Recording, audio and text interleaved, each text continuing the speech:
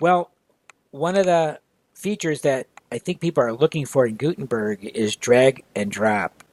I have to say it's not as robust as we'd like it to be, but at least there's a start, and you can start using it, but I want to caution you about some things. So let me give you this example. Well, right now I have two paragraphs on top of each other. I'm just going to add an image to make this a little more what I want. So I'm going to add this image over here. Let's go over here, put this in here. And I'd like the text to wrap around the right side of this image. So one thing I'm going to do is just make it smaller, which is pretty easy to do. I can do that. But it's not wrapping, okay? So in order for it to wrap, I'm just going to click on this button over here, and I'll get what I want. Okay, that's perfect. And you can see, so what happens is that the image sort of gets merged into this other text block over here, which makes drag and drop a little bit weird and not exactly the way you would expect. So that's the reason I'm deliberately choosing this as my example.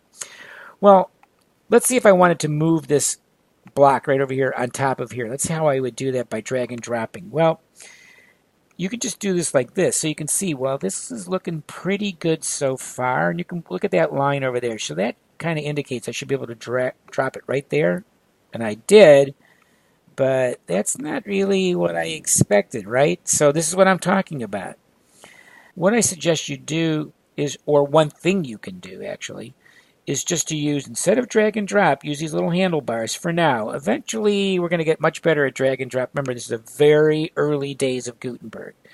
So I'm going to click on this, and it's still not what I want, but I'm going to click again, and it is what I want. So drag and drop, not exactly there yet. For very simple blocks, that is, a block that wouldn't be complex like this with an image and a paragraph together, it'll be very easy to drag and drop those. Let me just give you a quick for example. Let's just take this block over here, and I am going to just duplicate this block. So I'm going to click on duplicate, and I'm going to change the color so it'll be really easy to see. Let's just change the colors. Okay, and for a simple block like this, it should be pretty easy to drag this, as you'll see, right on top of this. Yeah, that they can do.